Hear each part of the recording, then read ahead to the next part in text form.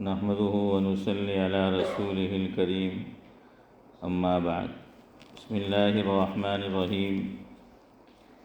حضرت ابو ذر رضی اللہ عنہ کا اپنے خادم کو تنبیہ کرنا۔ حضرت ابو ذر غفاری رضی اللہ عنہ مشہور صحابی ہیں جن کے اسلام لانے کا قصہ گزر چکا ہے۔ یہ بڑے زاہد لوگوں میں تھے، مال نہ اپنے پاس جمع رکھتے تھے نہ یہ چاہتے تھے کہ کوئی دوسرا جمع رکھے۔ مالدار لوگوں سے ہمیشہ لڑائی رہتی تھی، اس لیے حضرت عثمان رضی اللہ عنہ کے حکم سے ربضہ میں رہنے لگے تھے، جو جنگل میں ایک معمولی سی آبادی تھی۔ حضرت ابو ذر رضی اللہ عنہ کے پاس چند اونٹ تھے اور ایک ناتواں ضعیف سا چرواہا تھا جو ان کی خبر گیری کرتا تھا۔ ایک شخص قبیلہ بنو سلیم کے آپ کی خدمت میں حاضر ہوئے اور یہ تمنا ظاہر کی کہ میں آپ کی خدمت میں رہنا چاہتا ہوں تاکہ آپ کے فیوض سے استفادہ حاصل کروں۔ میں آپ کے چرواہے کی مدد کرتا رہوں گا اور آپ کی برکات سے فائدہ بھی حاصل کروں گا۔ حضرت ابو ذر رضی اللہ عنہ نے ارشاد فرمایا کہ میرا دوست وہ ہے جو میری اطاعت کرے۔ اگر تم بھی میری اطاعت کے لیے تیار ہو تو شوق سے رہو، کہنا نہ مانو تو تمہاری ضرورت نہیں۔ سلیمی نے عرض کیا، کس چیز میں آپ اپنی اطاعت چاہتے ہیں؟ فرمایا کہ جب میں اپنے مال میں سے کسی چیز کے خرچ کرنے کا حکم کروں تو اچھے سے اچھا مال خرچ کیا جائے۔ وہ کہتے ہیں کہ میں نے قبول کیا اور رہنے لگا۔ اتفاق سے ایک دن ان سے کسی نے ذکر کیا کہ پانی پر کچھ لوگ رہتے ہیں جو ضرورت مند ہیں، کھانے کے محتاج ہیں۔ مجھ سے فرمایا ایک اونٹ لے آؤ۔ میں گیا، میں نے دیکھا کہ ایک بہت ہی عمدہ اونٹ ہے جو نہایت قیمتی، نہایت کارآمد اور سواری میں مطیع۔ میں نے حسب وعدہ اس کو لے جانے کا ارادہ کیا، مگر مجھے خیال ہوا کہ غریبوں کو کھلانا ہی تو ہے اور یہ اونٹ بہت زیادہ کارآمد ہے، حضرت کی اور متعلقین کی ضرورت کا ہے، اس کو چھوڑ کر اس سے ذرا کم درجے کی عمدہ اونٹنی کے اونٹ کے علاوہ اور باقی سب سے بہتر تھی، لے کر خدمت میں حاضر ہوا۔ فرمایا کہ تم نے خیانت کی۔ میں سمجھ گیا اور واپس آ کر وہی اونٹ لے گیا۔ پاس بیٹھنے والوں سے ارشاد فرمایا کہ دو آدمی ایسے ہیں جو اللہ تعالیٰ کے واسطے ایک کام کریں۔ دو آدمی اٹھے، انہوں نے اپنے کو پیش کیا، فرمایا کہ اس کو ذبح کرو اور ذبح کے بعد گوشت کاٹ کر جتنے گھر پانی پر آباد ہیں ان کو شمار کر کے ابو ذر رضی اللہ عنہ کا یعنی اپنا گھر بھی ایک عدد ان میں شمار کر لو اور سب کو برابر تقسیم کر دو۔ میرے گھر بھی اتنا ہی آنا چاہیے جتنا ہر گھر میں جائے۔ انہوں نے تعمیل ارشاد کی اور تقسیم کر دیا۔ اس کے بعد مجھے بلایا اور فرمایا کہ تو نے میری وصیت عمدہ مال خرچ کرنے کی جان بوجھ کر چھوڑی یا بھول گیا تھا؟ اگر بھول گیا تھا تو معذور ہے۔ میں نے عرض کیا کہ بھولا تو نہیں تھا، میں نے اول اسی اونٹ کو لیا تھا مگر مجھے خیال ہوا کہ یہ بہت کارآمد ہے، آپ کو اکثر اس کی ضرورت رہتی ہے، محض اس وجہ سے چھوڑ دیا تھا۔ فرمایا کہ محض میری ضرورت سے چھوڑا تھا؟ عرض کیا کہ محض آپ کی ضرورت سے چھوڑا تھا۔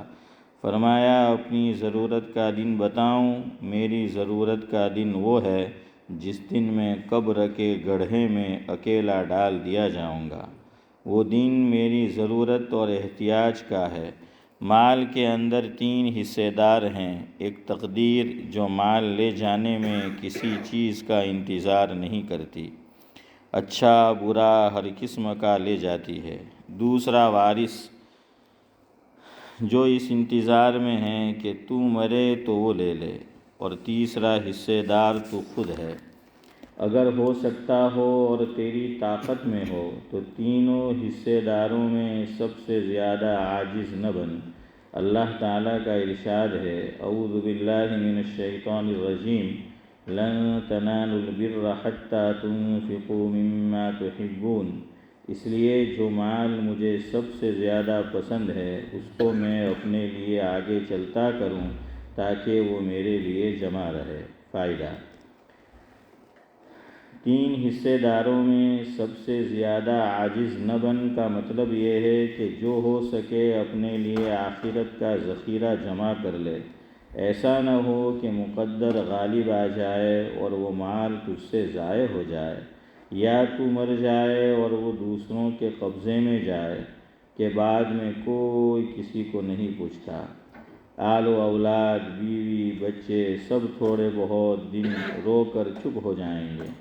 ایسا بہت کم ہوتا ہے کہ مرنے والے کے لیے بھی کچھ صدقہ خیرات کر دیں اور مرنے والے کو یاد رکھیں۔ ایک حدیث پاک میں آقا کا ارشاد وارد ہے، آدمی کہتا ہے میرا مال میرا مال، حالانکہ اس کا مال صرف وہ ہے جو اس نے کھا لیا اور ختم کر دیا، یا پہن لیا اور پرانا کر دیا، یا اللہ تعالیٰ کے راستے میں خرچ کر دیا اور اپنے لیے خزانے میں جمع کر دیا۔ اس کے سوا جو کچھ ہیں وہ دوسروں کا مال ہے، لوگوں کے لیے جمع کر رہا ہے۔ ایک حدیث پاک میں آیا، حضور اکرم صلی اللہ علیہ وسلم نے دریافت فرمایا، تم میں سے ایسا کون شخص ہے جس کو اپنے وارث کا مال اپنے سے اچھا لگے؟ صحابہ نے عرض کیا، یا رسول اللہ، ایسا کون ہوگا جس کو دوسرے کا مال اپنے سے زیادہ محبوب ہو؟ حضور اکرم صلی اللہ علیہ وسلم نے فرمایا کہ اپنا مال صرف وہی ہے جو آگے بھیج دیا جائے، اور جو چھوڑ دیا جائے وہ وارث کا مال ہے۔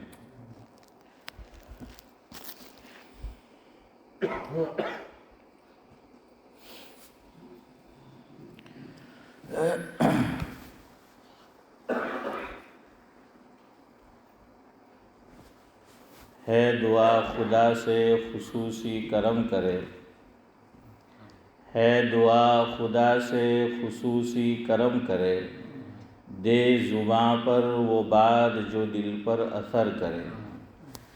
ہے دین کی ساری ہی باتیں قابل قدر، ہے دین کی ساری ہی باتیں قابل قدر، ہم جو باتیں بھی سنیں اس کی قدر کریں۔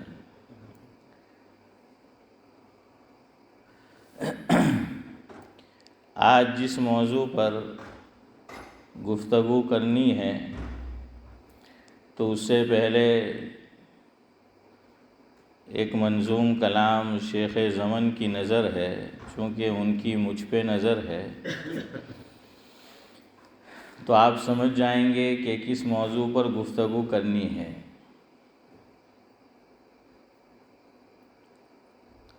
ہر کوئی اپنی مرضی کا مالک تھا، ہر کوئی اپنی مرضی کا مالک تھا جب وہ نابالغ تھا، ہے نا؟ جب وہ نابالغ تھا، مگر اب وہ بات کہاں، اب وہ دن وہ رات کہاں۔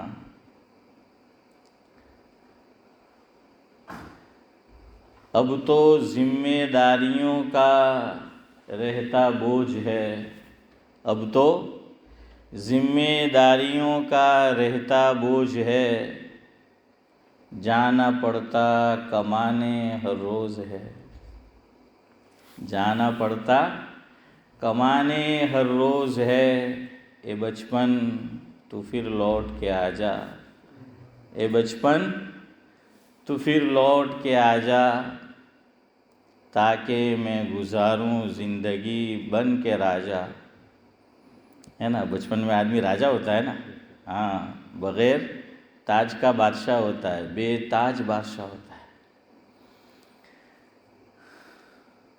مگر مجھے پتہ ہے تو نہیں آ سکتا، مگر مجھے پتہ ہے تو نہیں آ سکتا، میں چاہ کر بھی تجھے نہیں پا سکتا۔ تو بہرحال آپ سمجھدار ہے، سمجھ گئے ہوں گے کہ کس موضوع پر کلام کرنا ہے۔ وجہ یہ ہے کہ جمعہ کے روز جمعہ کی نماز کے بعد میں جانے لگا تو ایک صاحب نے مجھے مسجد کے اندر کے ہال میں ہی پکڑ لیا، اور ان کی چاہت یہ تھی، جو انہوں نے مسئلہ پوچھا وہ میں نے ان کو بتا بھی دیا، لیکن وہ کہنے لگے کہ بھئی اسی لیے پوچھا ہے تاکہ آپ اسے بیان کریں بیان میں۔ میں نے کہا ٹھیک ہے۔ اور ہماری عادت یہ ہے کہ جو موضوع بھی ہمارا چل رہا ہو، کوئی درمیان میں کوئی بات پوچھتا ہے اور مجھے ایسا لگتا ہے، یہ محسوس ہوتا ہے کہ یہ سب کے کام کی چیز ہے، تو پھر ہم اسے مجلس میں بھی جو ہیں وہ بیان کرتے ہیں، چونکہ جو موضوع چل رہا ہے وہ انشاءاللہ ہم بھی چلتے رہیں گے، وہ بھی چلتا رہے گا۔ سعد اللہ صاحب جینا یہاں، میں بولوں گا تو کچھ فتویٰ لگے گا، ابھی آگے پورا کر لو، اب اس کے سوا تو بہرحال تو اس لیے وہ تو چلتا رہے گا۔ یہ حضرت تھانوی رحمۃ اللہ علیہ کی عادت تھی، اور میں نے بھی وہیں سے اخذ کیا ہے۔ حضرت تھانوی رحمۃ اللہ علیہ کا معمول تھا کہ ایک بات حضرت نے شروع کی، درمیان میں دوسری بات، دوسری میں سے تیسری، تیسری میں سے چوتھی، چوتھی میں سے پانچویں، سلسلہ چلتا رہتا تھا۔ اور حضرت وجہ یہ بیان کرتے تھے اور اپنا معمول بتایا کہ میں جب کبھی سفر میں ہوتا ہوں، یعنی حضرت تھانوی رحمۃ اللہ علیہ، اور لوگ کہتے ہیں کہ حضرت دین کی باتیں بیان کرے، وعظ کرے، یا باقاعدہ مجھے بلایا ہی گیا وعظ کے لیے، تو جو موضوع اختیار کرتا ہوں اسے مکمل کر کے آتا ہوں، پتہ نہیں پھر واپس وہاں کب جانا ہو، اور موضوع نامکمل ہو تو جو لوگ سننے والے ہوتے ہیں ان میں بعض لوگوں کو ایک تڑپ رہتی ہے کہ بھئی پتہ نہیں آگے اب کیا ہوگا، کیا بات ہوگی۔ مجھے اپنا قصہ یاد ہے، 2014 میں جب میں انڈیا گیا، انڈیا کا سفر ہوا، تو ہمارے لاجپور کی جامع مسجد میں کچھ دین کی باتیں مجھ سے کرنے کو کہا گیا، تو میں نے اس میں سید احمد شہید رحمۃ اللہ علیہ کا ایک واقعہ سنانا شروع کیا، چونکہ میرے پاس ابھی اور جمعہ تھے، اور وہاں ذمہ دار نے اور حضرت مفتی صاحب دامت برکاتہم العالیہ نے کہہ رکھا تھا کہ جتنے ہفتے تو لاجپور میں رہتا ہے اور جتنے جمعہ آئے سب تجھے بیان کرنے کا۔ میں نے کہا کہ یار مکتب عشق کا انداز نرالا دیکھا، مکتب عشق کا انداز نرالا دیکھا، اسے چھٹی نہ ملی جس نے سبق یاد کیا۔ تو یہاں سے امتیاز بھائی ہم اس لیے جاتے ہیں کہ کچھ امتیاز ہو، لیکن وہ بھی نہیں ہوتا، اور بڑے آدمی ہیں تو حکم ماننا پڑتا ہے۔ بہرحال تو ایک صاحب نوساری سے امتیاز بھائی آئے ہوئے تھے، آپ کے نوساری سے، تو مجھے تو نہیں پتا، لوگ بیٹھے ہوئے ہوتے ہیں کون کہاں سے آئے کون کہاں سے نہیں، تو وہ اللہ کا بندہ میرا انتظار کرتا رہا جب تک میں سنت پڑھتا رہا مسجد میں اسماعیل چچا۔ میں سنت پڑھ کے جب باہر جانے لگا تو انہوں نے آ کر مجھ سے سلام کیا، اور جو کچھ اس وقت کہا اس کا مفہوم یہ ہے کہ میں نوساری کا رہنے والا ہوں، کام سے ادھر آیا تھا، آپ کا بیان میں نے جو ہے وہ سنا۔ اب آپ نے سید احمد شہید رحمۃ اللہ علیہ کا واقعہ ادھورا چھوڑ دیا ہے، وقت ہو چکا تھا، اور آپ نے وعدہ بھی کیا، میں نے کہا بھی تھا کہ اگلے جمعہ میں اس کو انشاءاللہ مکمل کروں گا، تو وہ کہنے لگا کہ میں تو نہیں ہوں گا یہاں کہ میں تو یہاں جاوید بھائی نہیں ہوں گا، تو کہنے لگے کہ آپ ابھی مجھے جو ہے سنا دیں۔ میں نے کہا بسم اللہ بیٹھ جائے، اور ہم دونوں بیٹھ گئے وہیں، اور میں نے اس کو جو ہے سنا دیا بھائی عرش، تو وہ جو ہیں بڑا خوش ہوا اور مجھے دعائیں دیں جو فرش پہ پہنچی، فرش پہ دعائیں دی جو عرش پہ پہنچی۔ تو بہرحال ایسا ہوتا ہے۔ تو حضرت تھانوی کا یہ معمول تھا، لیکن حضرت تھانوی اپنے یہاں جو بیان کرتے تھے تو نورانی بھائی وہ بیان کو عشاء کے بعد نہیں ہوتا تھا، فجر کے بعد نہیں ہوتا تھا۔ حضرت تھانوی رحمۃ اللہ علیہ کے یہاں بیان اشراق کے بعد ہوتا تھا، اور حضرت فرماتے تھے کہ میں نماز کے بعد بیان کروں گا، تو آپ نماز پڑھنے کے لیے آئے ہیں تو چلو حضرت کا وعظ بھی سن کر جاتے ہیں۔ فرمایا کہ تمہاری دین کی طلب اور دین کے سیکھنے کی تڑپ، اس کا اندازہ اسی وقت ہوگا کہ میں آپ کو، آپ گھر گئے پھر بلاؤں کہ بھائی اس وقت پہ جو ہے وہ بیان ہوگا، تب پتہ چلے گا کہ آپ واقعی اللہ کا دین سیکھنے کے لیے آئے ہیں۔ تو خیر حضرت تو حضرت تھے، ہم صرف حسرت ہی کر سکتے ہیں۔ تو یہ انداز تھا، اور دیکھیے قرآن کریم کا بھی یہ انداز ہے۔ ایک بات اس نے شروع کی، ابھی پوری نہیں کی کہ دوسری بات شروع کر دیتا ہے، دوسری بات پوری نہیں کی کہ تیسری بات شروع کر دیتا ہے۔ صرف قرآن کریم میں ایک ہی صورت ایسی ہے کہ جس کو اللہ رب العزت نے تسلسل کے ساتھ بیان کیا ہے، کہ شروع کیا اور اینڈ تک پہنچایا۔ باقی آپ دیکھ لیں، سورہ فاتحہ شروع کی اور اس میں بتایا کہ اہدنا الصراط المستقیم صراط الذین انعمت علیہم، لیکن بیان نہیں کیا کہ انعام یافتہ کون ہے۔ پہلا پارہ، دوسرا پارہ، تیسرا پارہ، چوتھا پارہ، پانچواں پارہ، اور حافظ امتیاز چھٹے پارے میں نا کہ وَمَن يُطِعِ اللَّهَ وَالرَّسُولَ فَأُولَٰئِكَ مَعَ الَّذِينَ أَنْعَمَ اللَّهُ عَلَيْهِم مِّنَ النَّبِيِّينَ وَالصِّدِّيقِينَ وَالشُّهَدَاءِ وَالصَّالِحِينَ وَحَسُنَ أُولَٰئِكَ رَفِيقًا ذَلِكَ الْفَضْلُ مِنَ اللَّهِ۔ اور ہمارے یہاں تو ایک میں سے دوسرا، دوسرے میں سے تیسرا پوائنٹ شروع کرو، سعد اللہ صاحب، تو وہاں تو ایک پارے میں سے دوسرا، دوسرے میں سے تیسرا پارہ، یہاں تو لوگوں کا پارہ چڑھ جاتا ہے چودھری صاحب، ہوتا ہے نا۔ ہاں، تو یہ قرآن کا انداز ہے، اللہ رب العزت نے بھی اختیار کیا، اور بہت بڑے عالم گزرے ہیں جن کا لقب علماء دیوبند میں سلطان القلم ہے۔ کیا لقب دیا گیا؟ قلم کا بادشاہ۔ سلطان بادشاہ کو کہتے ہیں، تو قلم کا بادشاہ، یعنی وہ تحریر بہت اچھی لکھتے تھے، رائٹر بہت اچھے تھے، لکھاری بہت اچھے تھے۔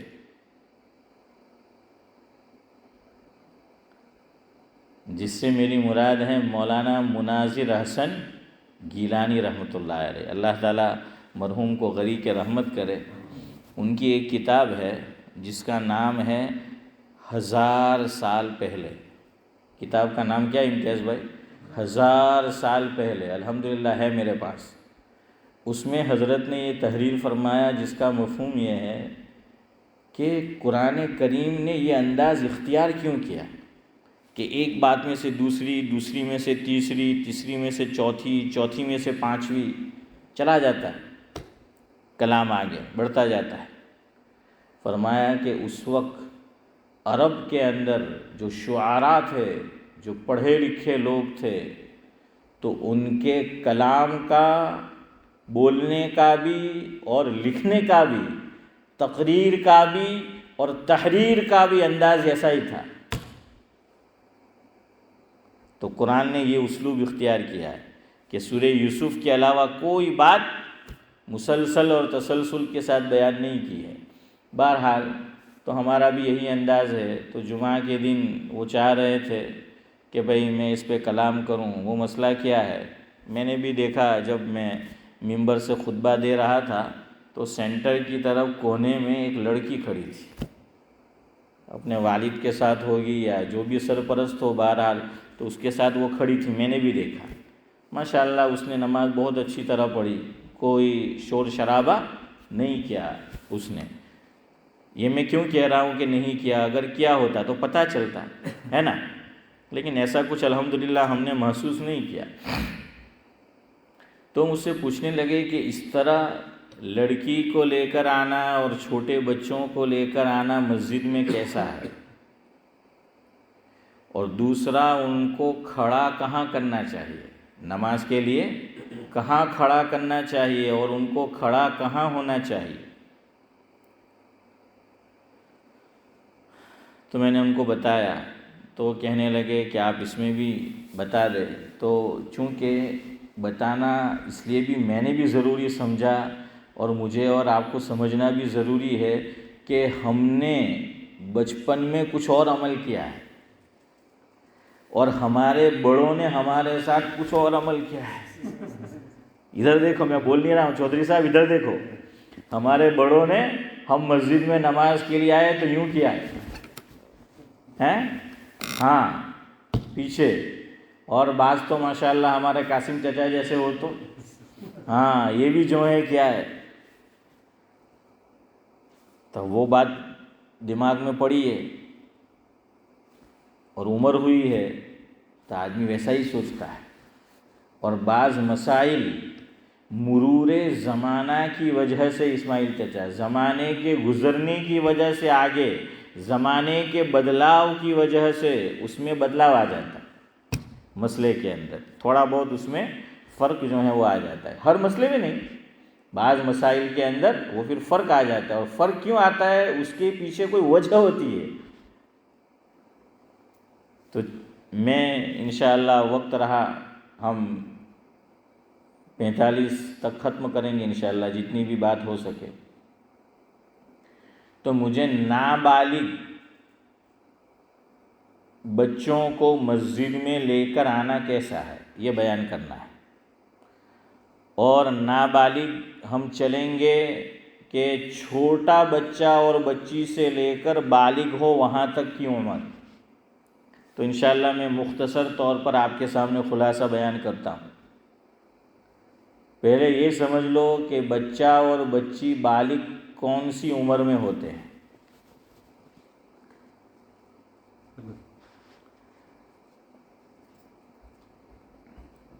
بچہ اور بچی بالغ جو ہیں وہ کون سی عمر میں ہوتے ہیں؟ جزاک اللہ. تو لڑکا کم سے کم اسلامی طور پر 12 سال کی عمر چاہیے کہ 12 سال میں وہ بالغ ہو سکتا ہے. لیکن یہ بہت کم ہوتا ہے. اگر کھانا پینا اچھا ہو، باڈی جو ہے وہ اچھی ہو تو لڑکا جلدی بالغ ہو جاتا ہے. بعض مرتبہ آپ جس ملک میں رہتے ہیں اس کا بھی فرق پڑتا ہے. تو یہ کم از کم ہے، اس سے پہلے لڑکا بالغ نہیں سمجھا جائے گا 12 سال. اور پھر شریعت نے ایک منیمم بیان کر دیا، ایک میکسیمم بیان کر دیا عمر. ان بٹوین کبھی بھی وہ بالغ ہو سکتا ہے.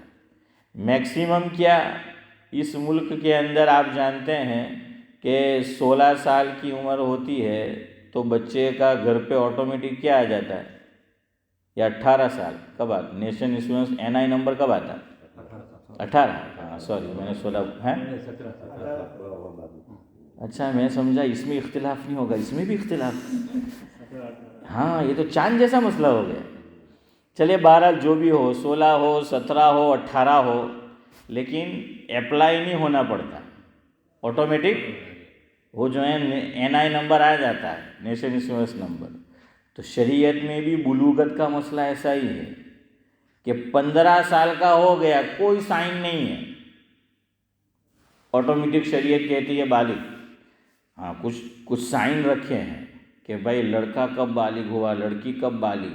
شریعت نے سائن بتائی ہے کہ عام طور پر وہ سائن آئے گی اس کے بعد، لیکن بعض مرتبہ وہ سائن نہیں آئی لیکن عمر ہو گئی تو آٹومیٹک شریعت کی نگاہ میں وہ کیا ہے، بالغ ہے. سائن کیا ہے، لڑکا ہے تو مونچھ کے بال پھوٹتے ہیں. دوسرا داڑھی آنے لگتی ہے. تیسرا آواز کے اندر بھاری پن پیدا ہوتا ہے، یعنی بہت بھاری آواز نہیں، لیکن اس سے پہلے جیسی آواز تھی کیا ہوا اس میں بھاری پن، وہ جو ہے اس کے اندر وہ آواز میں پیدا ہوتا ہے، تو سمجھ لو۔ اور چوتھی نشانی ہے کہ وہ ایک خاص چیز نکلتی ہے خاص عضو سے، تو اس کے نکلنے کی وجہ سے پھر وہ کیا سمجھا جاتا ہے بالغ۔ لڑکی کے اندر بھی اسی طرح کی سائن ہے، لیکن لڑکی کم از کم 9 سال کی عمر میں بالغ ہو سکتی ہے، ہاں وہ کم ہے لڑکے سے، کم از کم لڑکی کی عمر 9 سال، اور 12 سال کی ہو گئی لڑکی بالغ۔ جیسے وہاں بچہ 15 سال کا ہو گیا، لڑکا تو بالغ، تو یاد رکھنا دونوں میں فرق ہے۔ لڑکا منیمم عمر بالغ ہونے کی 12 سال اور میکسیمم 15 سال اسلامی، اور لڑکی میں منیمم 9 سال اور میکسیمم 12 سال۔ اب یہ جو بچے ہیں یا بچی ہیں ان کو لانا کیسا ہے؟ بچے کو تو ہم دیکھتے ہیں کہ بچے آتے ہیں، بچیاں کم آتی ہیں۔ اچھا یہاں تو اکا دکا اس ملک میں نظر پڑ بھی جاتی ہے جاوید بھائی، لیکن ہم جہاں سے آئے وہاں تو کوئی تصور ہی نہیں ہے لڑکی کو مسجد میں لے کر آنے کا۔ چھوٹی لڑکے کو تو لے کر آئیں گے، لڑکی کو لے کر آیا تو وہ بھی جانتا ہے کہ آج آکھا گامما آج ٹاپک بن ہے، ہاں آج چال ہے اوٹلے چوٹلے بننے جائیے ہے، اوٹلا پر માટેડા બે ને ચોટલા સમજી ગયા ને? હા બધા તા બે તો માટેડા બધા બૈરા, અમુક લોકો તો બધી બહારની વાતો કહે છે ને બૈરા નહીં કહે ہیں، تو اب وہ جو ہے چلتی ہے، تو پھر وہی ٹاپک ہاٹ ٹاپک اس دن کا بریکنگ نیوز آج کی زبان میں چودھری صاحب۔ تو بہرحال سنو، لڑکی کو بھی اند ضرورت آدمی کو لانا پڑے تو مسجد میں لا سکتا ہے، اند ضرورت لا سکتا ہے۔ بخاری شریف کی روایت، نسائی شریف کی روایت ہے یا بخاری شریف کی ہے، اس میں حضرت امامہ آپ صلی اللہ علیہ وسلم کی نواسی تھی، حضرت زینب رضی اللہ تعالی عنہا کی بیٹی تھی، اور ان کا نکاح ہوا تھا حضرت ابو العاص رضی اللہ تعالیٰ عنہ سے، حضرت زینب رضی اللہ تعالیٰ عنہ کا ان کی بیٹی تھی۔ حضرت قتادہ رضی اللہ تعالیٰ عنہ راوی ہے، وہ روایت کرتے ہیں کہ ان رسول اللہ صلی اللہ علیہ وسلم کان یصلی وہو حامل امامۃ بنت زینب فَإِذَا سَجَدَ وَضَعَهَا وَإِذَا قَامَ حَمَلَهَا، او کما قال۔ کیا فرمایا؟ ہاں یہ بخاری شریف میں ہے، بخاری شریف کی روایت کہ آپ صلی اللہ علیہ وسلم مفہوم ہے کہ اپنی نواسی حضرت امامہ، کیا نام تھا؟ امامہ۔ تو اس سے ایک بات یہ بھی جو ہے سعد اللہ صاحب پتہ چلی کہ اگر کوئی لڑکی کا نام امامہ رکھنا چاہے تو رکھ سکتا ہے، اور آج کل لوگوں کو نویلٹی نام بہت چاہیے، ایسا نام چاہیے جو کسی نے رکھا ہی نہ ہو، ہیں تو بھائی اسلام میں وہ بھی ہے، جدت اسلام میں ہے، آپ کو ڈھونڈنا پڑے گا کتابوں میں تو نام ایسے ملیں گے، امامہ رکھو، امیمہ نام تو ہوتا ہے، امامہ بہت کم ہوتا ہے نا، تو چلے نام آ گیا امامہ۔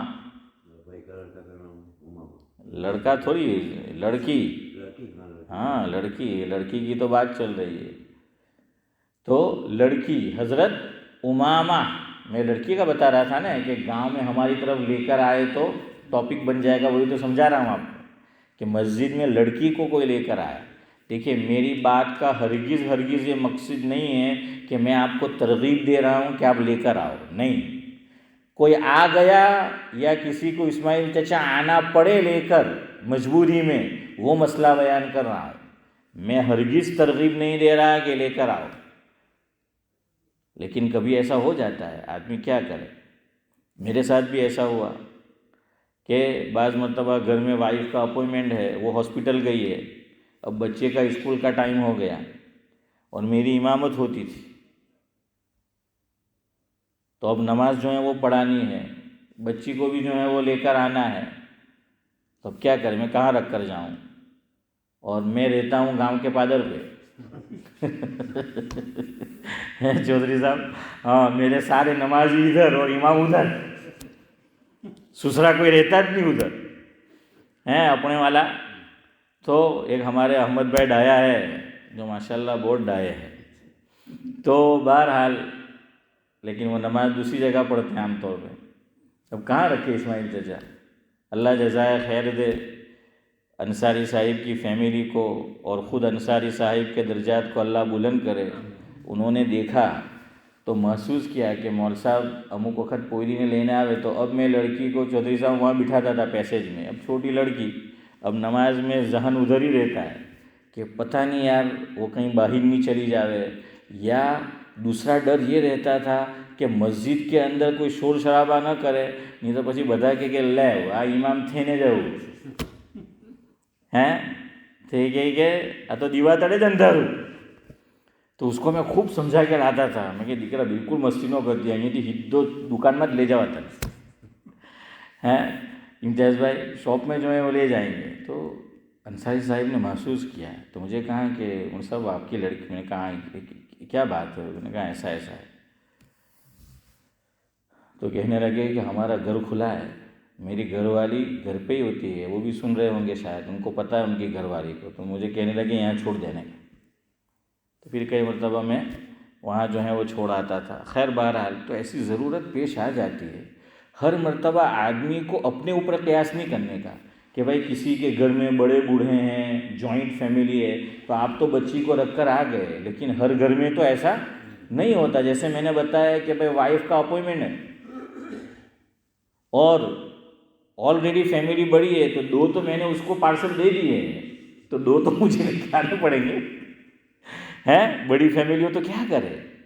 اس لیے ہر مرتبہ آپے سے باہر نہیں ہو جانے کا، ہر آدمی کی کنڈیشن ہماری طرح نہیں ہوتی ہے، بعض مرتبہ مجبوری ہوتی ہے آدمی کو، کیا کرے گا؟ وہ ہے نمازی ماشاءاللہ، اس کو نماز پڑھنی ہے اور جماعت سے پڑھنی ہے، اس کو جماعت کا اہتمام اس کو ماشاءاللہ، تو اب کیا کرے؟ اس لیے ہر آدمی کو خاص طور سے اس کنٹری میں اور اس ملک میں بھی لندن میں اپنی حالت پر قیاس مت کیا کرو۔ کنٹری سائڈ تو لوگ قریب قریب رہتے ہیں تو کوئی بات نہیں۔ ایک صاحب مجھے کہنے لگے کہ مول صاحب લાજપુર વાળા તો એમ કે લાજપુર ને આલીપુર ઇમ્તિયાઝ ભાઈ એમ કે આખો વોર્વિક રોડ બાટલીમાં એનાથી જ ભરલો એમ કે તમે બી ત્યાં આવી જાઓ ને આખા લંડનમાં પડી રહેલા એમ કે તમે એમ કે। તો એક દૂસરે સાહેબ કે ચૌધરી સાહેબ वो मुझे कहने लगे મોલ સાહેબ આવતા જ નોખે એમ કે। મેં કે કેમ? તે કે આ શોપમાં કેમ બાય 1 get 1 ફ્રી હોય, તો આપણે ત્યાં તો અબ્દુલ સલામ ભાઈ તે કે એક દરવાજામાં જાય ને ત્યાં બીજો ફ્રી હે। तही कंट्री साइड बधे खाली बाटली नहीं ते के वो उस तरफ ऐसा है ते कि भाई यहाँ जाओ तो वहाँ फ्री ते कि तमें जहाँ से था बराबर से हम के।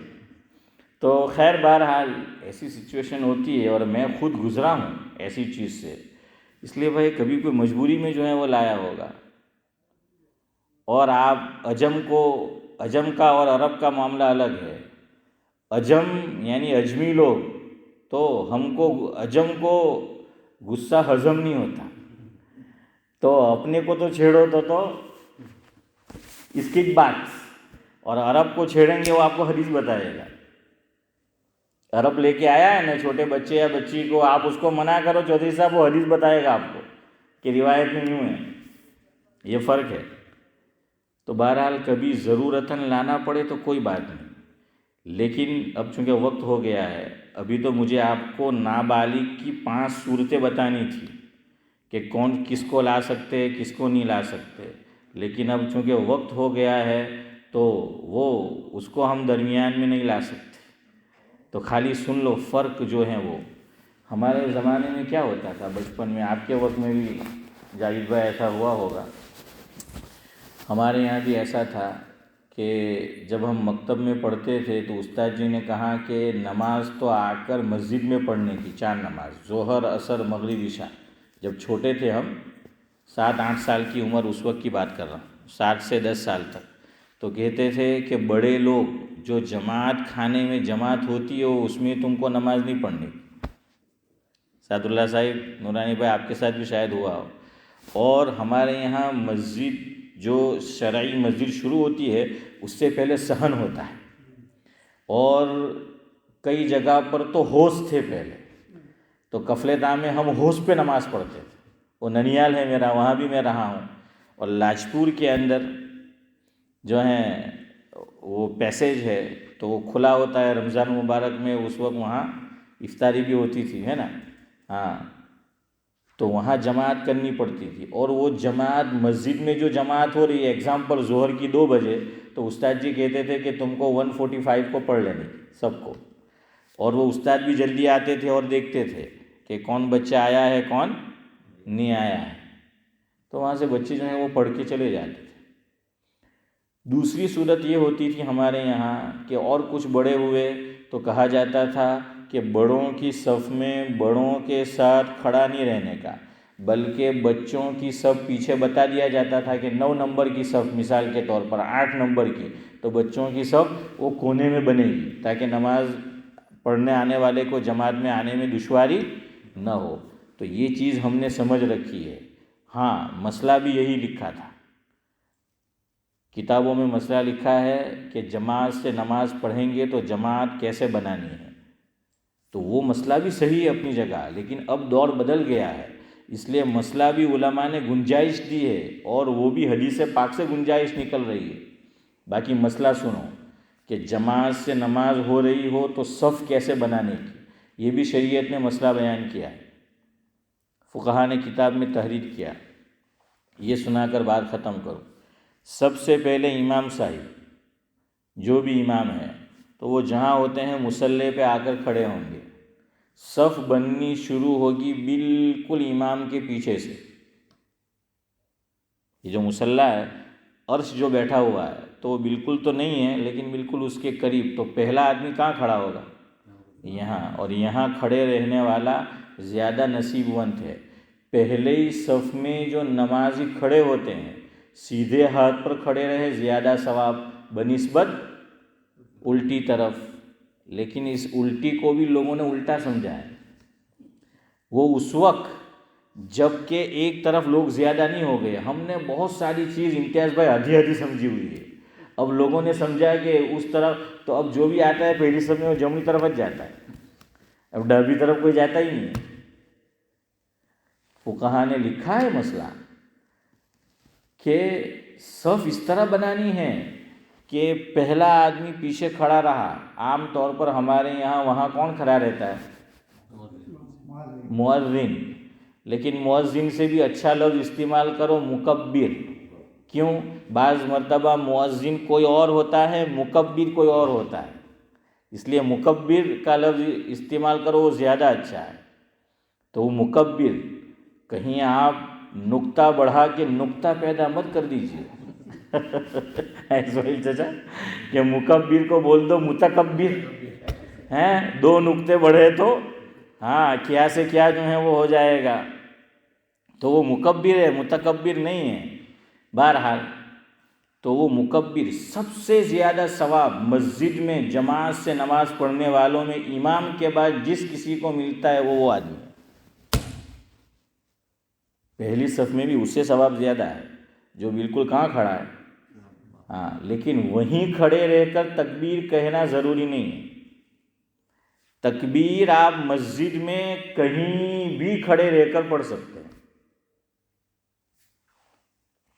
یہ ہماری طرف ہی ہے انڈیا، پاکستان، بنگلہ دیش میں، ورنہ آپ ترکی بھی چلے جائے تو اس کا کوئی زیادہ اہتمام نہیں ہے۔ وہ امتیاز بھائی ترکی لوگ تو وہ مائک میں اقامت بھی پڑھتے ہیں، میری گھر کے قریب بھی جو مسجد ہے میں دیکھتا ہوں وہ امام کے پیچھے آتا ہی نہیں ہے نا، ہاں، وہ آپ نے بھی دیکھا ہوگا، یہی میں نے عزیزہ ماسک میں بھی دیکھا، وہ اخیر میں کھڑا رہتا ہے اور تکبیر پڑھتا ہے۔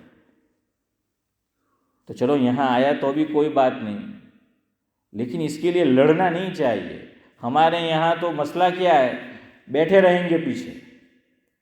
دیکھیے یہاں اگر کوئی آ کر بیٹھ گیا، مسئلہ سنو، یہ تکبیر پڑھنے والے کی جگہ ریزرو نہیں ہے، یاد رکھیو، ہمارے یہاں غلط مسئلہ سمجھتے ہیں اور پھر غلط طور پہ الجھتے ہیں.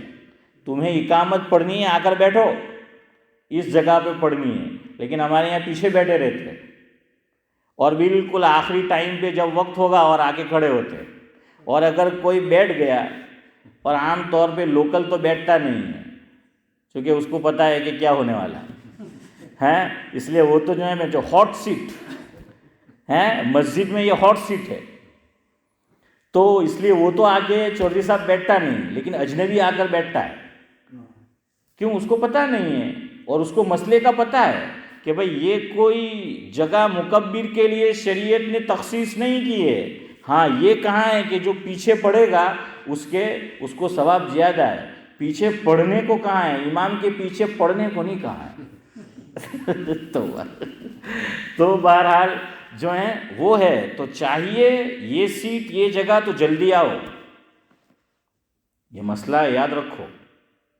اس لیے وہ آ کر بیٹھ جائے، اس کو حق نہیں ہے اٹھانے کا. لیکن ہمارے یہاں پتہ ہی نہیں مسئلہ، اس لیے کوئی ادھر بیٹھنے ہی نہیں دیتا، اور اس کی وجہ سے پھر بے عزتی ہوتی ہے نئے آنے والے کی. وہ مسجد میں بعض مرتبہ آنا ہی چھوڑ دیتے کہ یہ لوگ تو مسجد میں بے عزتی کرتے ہیں، دھتکارتے ہیں، جھگڑا کرتے ہیں اس کے اوپر. مسجد اللہ کی، مسجد میں صرف ایک آدمی کے لیے جگہ مختص ہے، وہ امام ہے. اور یہ میں اس لیے نہیں کہہ رہا ہوں کہ میں امام ہوں، میں نہیں تھا تب بھی اس کا رائٹ تھا، میں نہیں ہوں گا تب بھی رائٹ ہوگا. سمجھ آیا؟ اس لیے اگر کوئی ٹھیک ہے مسجد میں کوئی، میں یہ نہیں کہتا ہوں کہ کل سے آ کر کوئی یہاں بیٹھ جائے لڑائی جھگڑا کرے، نہیں، لوگ خالی رہنے دیتے، رہنے دو. وہ بعد میں بھی آتا ہے ایک دم اینڈ ٹائم پہ کوئی اور آ کر کہتا ہے ٹھیک ہے، لیکن مسئلے کی وضاحت میرے ذمہ ضروری ہے. اور یہ بات نکلی ہے تو آج میں نے کہہ دی. اور یہ مسئلہ یاد رکھو، یہ ریزرو نہیں ہے. ریزرو کس کے لیے ہے؟ ریزرو ہے تھوڑی دیر کے لیے. وہ کس کے لیے؟ سعد اللہ صاحب بیٹھے ہیں، نورانی بھائی بیٹھے ہیں، جاوید بھائی، حافظ یوسف بیٹھے ہیں. اب اس کا وضو ٹوٹ گیا تو وہ وہاں تسبیح رکھ کر چلا جائے، یا رومال رکھ کر جو ہے وہ چلا جائے، یا پیشاب کا تقاضا ہوا چودھری صاحب، استنجے کا تقاضا ہوا تو چلا جائے، تو تھوڑی دیر کے لیے ریزرو ہے. ایک نماز سے دوسری نماز تک بھی ریزرو نہیں کر سکتے. ہمارے یہاں مسئلہ یہ بھی ہے کہ پوری نماز ریزرو کرتے. ہاں رمضان المبارک میں وہ امام کے لیے جو تراویح والے وہ کرنا پڑتا ہے ایک خاص عذر سے، ایک خاص عذر سے، ورنہ نہیں ہے. تو خیر بہرحال بات لمبی ہوتی جا رہی ہے، وقت تو کچھ زیادہ بڑھ گیا. تو اتنا یاد رکھو، انشاءاللہ آپ کو بعد میں بتائیں گے کہ صف کیسے بنانا وہ بھی. لیکن اب مسئلہ فقہا نے لکھا کہ کوئی چھوٹا بچہ آئے یا چھوٹی بچی آئے، الگ سے پیچھے صف نہ بناؤ. اب فتویٰ یہ دیتے ہیں مفتیان کرام نئے، آپ فتاویٰ کی کتاب میں دیکھ لیجئے، یہ فتویٰ ہے. کیوں؟ وہ طوفان اینڈ کمپنی ہیں، بقول حضرت مولانا ابرار احمد صاحب جلیوی رحمۃ اللہ علیہ، ان کو طوفان اینڈ کمپنی امتیاز بھائی کہتے تھے. کہاں کہ وہ ادھم مچا دے گی تو سب کی نماز خراب ہوگی. اس لیے نابالغ ہے 8-9 سال تک کا، بڑا ہے تو کوئی بات نہیں، ادھر ادھر کھڑا رہے، 12 سال کا 13 سال کا. لیکن 6 سال کا 7 سال کا 8 سال کا 5 سال کا، کس کو لے کر آنا کس کو نہیں آنا وہ انشاءاللہ آگے بات آئے گی. لیکن لے کر آئے ہیں تو مفتیان کرام یہ کہتے ہیں کہ سرپرست اس بچے کو بالکل اپنے ساتھ کھڑا کرے. کہاں کھڑا کرنا ہے؟ بالکل پڑوس میں اس کو کھڑا کرنا ہے. اور جو آیا ہے اسے چاہیے کہ صف کے درمیان میں کھڑا نہ ہو، بلکہ کہاں کھڑا ہو؟ کونے کے اندر جو ہے وہ کھڑا ہو، کہ کونے میں جو ہے وہ چلا جائے اور لڑکا ہو یا لڑکی ہو اسے جو ہے وہ وہاں کھڑا کرے. بہرحال ہم بھی اپنے مضمون کو یہیں کھڑا رکھتے ہیں. یار زندہ صحبت باقی. سبحان اللہ و بحمدہ، سبحانک اللہم و بحمدک، نشہد ان لا الہ الا انت.